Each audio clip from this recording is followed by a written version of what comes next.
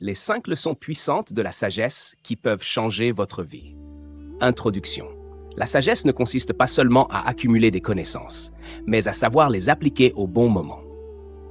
Aujourd'hui, nous allons explorer 5 leçons essentielles transmises par les plus grands penseurs et philosophes. Ces enseignements ont le pouvoir de transformer votre manière de penser et d'agir.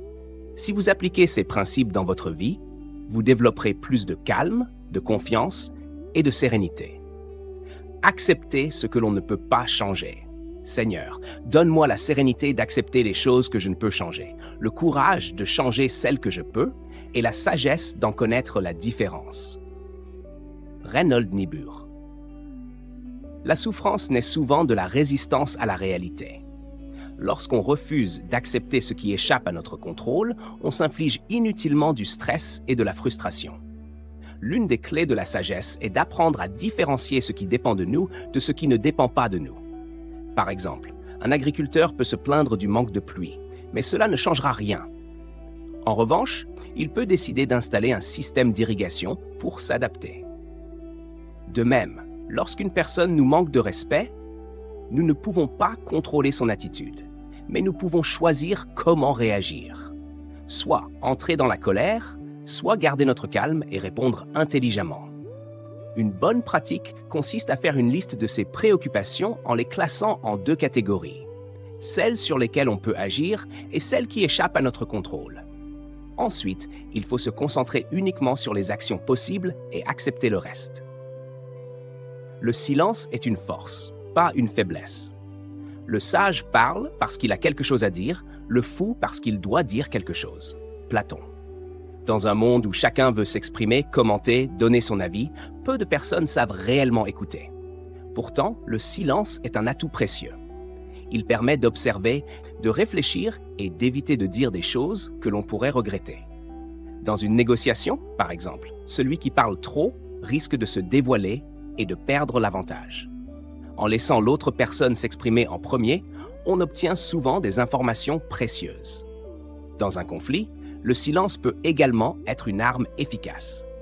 Lorsqu'une personne cherche à provoquer une réaction et qu'elle ne reçoit aucune réponse, elle finit souvent par s'épuiser elle-même. Un bon exercice consiste à observer une conversation sans chercher à intervenir immédiatement. Laisser des silences peut permettre d'en apprendre davantage sur les intentions des autres. L'échec est un enseignant, pas une fatalité. Le succès, c'est d'aller d'échec en échec sans perdre son enthousiasme. Winston Churchill. Beaucoup de personnes perçoivent l'échec comme une humiliation ou un signe d'incompétence. Pourtant, il est une étape essentielle de l'apprentissage et du progrès. Thomas Edison, par exemple, a expérimenté des milliers de fois avant de réussir à inventer l'ampoule électrique. Lorsqu'on lui a demandé comment il vivait ses nombreux échecs, il a répondu qu'il n'avait pas échoué, mais simplement trouvé plusieurs solutions qui ne fonctionnaient pas. Michael Jordan, l'un des plus grands basketteurs de l'histoire, a été rejeté de son équipe au lycée. Cela ne l'a pas empêché de devenir une légende. Chaque soir, au lieu de se focaliser sur ses erreurs, il est utile de noter une chose que l'on a ratée dans la journée, une leçon que l'on en tire et une action concrète à mettre en place pour progresser. 4. Le bonheur vient de l'intérieur, pas de l'extérieur. Si tu cherches le bonheur en dehors de toi, tu ne le trouveras jamais. Bouddha. Beaucoup de personnes pensent que le bonheur viendra avec la richesse, le succès ou une relation idéale. Pourtant, de nombreuses célébrités et personnes fortunées souffrent de solitude et de mal-être. L'acteur Jim Carrey a d'ailleurs déclaré qu'il souhaitait que tout le monde devienne riche et célèbre pour comprendre que cela ne suffit pas à rendre heureux. Le bonheur est un état d'esprit qui ne dépend pas uniquement des circonstances extérieures. Il repose sur la capacité à apprécier ce que l'on a déjà, plutôt que de toujours chercher ce qui manque. Une habitude simple consiste à prendre quelques minutes chaque matin pour noter 3 choses positives dans sa vie. Cela permet de développer un état d'esprit de gratitude et de mieux apprécier le moment présent. 5. Tout passe, rien n'est éternel. Ce moment aussi passera.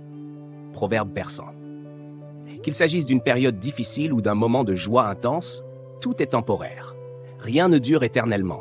et il est essentiel de l'accepter pour éviter les attachements excessifs.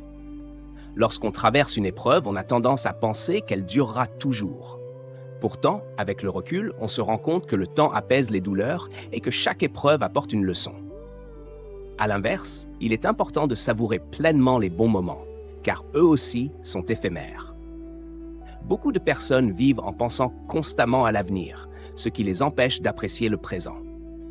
Un exercice utile consiste à se demander: dans un an, est-ce que cette situation aura encore une importance?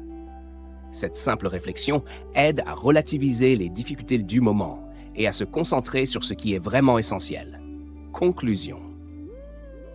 Ces 5 leçons sont des principes de sagesse universels, appliqués depuis des siècles par ceux qui recherchent la paix intérieure et une meilleure compréhension du monde. L'acceptation de ce qui ne peut être changé permet de préserver son énergie pour ce qui est réellement important. Le silence offre un pouvoir que beaucoup sous-estiment. L'échec est une étape incontournable du succès. Le bonheur ne dépend pas des circonstances extérieures, mais de l'attitude intérieure. Enfin, comprendre que tout est temporaire aide à mieux gérer les hauts et les bas de la vie. Quelle leçon vous a le plus marqué? Prenez un instant pour y réfléchir et essayez d'appliquer ces principes dans votre quotidien. La véritable sagesse ne réside pas seulement dans la compréhension de ces concepts, mais dans leur mise en pratique.